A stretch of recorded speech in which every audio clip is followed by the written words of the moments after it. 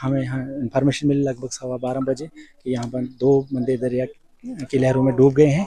उस वक्त से हम यहाँ कंटिन्यू रेस्क्यू कर रहे हैं और अभी तक लगातार। जी, सुराग तो उनका पता नहीं मिला, लेकिन ये लोकेशन बताई कि इस जगह पर ये डूबे थे और उस जगह भी हमने सर्च की। उसके आगे भी हम गए, कुछ लोगों ने अफवाह भी डाली, आगे डेड बॉडी मिली, हम वहाँ भी गए, लेकिन अभी तक कुछ सुराग नहीं मिला है। ये बता रहे हैं, जो लोग बता रहे हैं कि यहाँ एक आदमी की डेथ हुई थी, तो उसके संस्कार के लिए लोग जमा हुए थे। तो वो जो उनकी रस्मात होती हैं वो करने के लिए उसी दौरान वो यहाँ कुछ बोल रहे नहा रहे थे, कुछ बोलते हैं कि नहीं स्लिप हो गए, असल पता हमें नहीं। मेरा नाम मनीष कुमार है, मैं बीडीसी खिलानी से हूँ। और ये जो हादसा हुआ, यहाँ पे एक डेथ हुई थी कल, जिसके संस्कार पे सारे लोग आए हुए थे। तो वो ये 2 ही लड़के आए हुए थे जो दरिया में स्लिप होने के कारण गिर गए। एक का नाम सुनील कुमार है, एक का नाम रोहित राणा है। रोहित राणा जी जो हैं वो फौजी हैं, 10 दिन पहले ही छुट्टी पे आए हुए थे, वो भी संस्कार पे आए हुए थे। स्लिप होने के कारण वो चुनाव में गिर गए।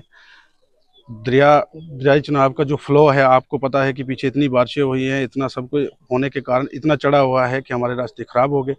और जैसे ही लड़के गिरे तो हमने उसी टाइम एनडीआरएफ की टीमें आ गई उधर। हमें जब उनको रिपोर्ट दी एसएसपी साहब को, डीएसपी साहब खुद साइड पे आए हुए थे, एसएचओ साहब, चौकीदार साहब, टीमें तो लगी हुई हैं, लेकिन दरिया का फ्लो इतना ज़्यादा है कि कोई पता नहीं चल पा रहा है अभी तक।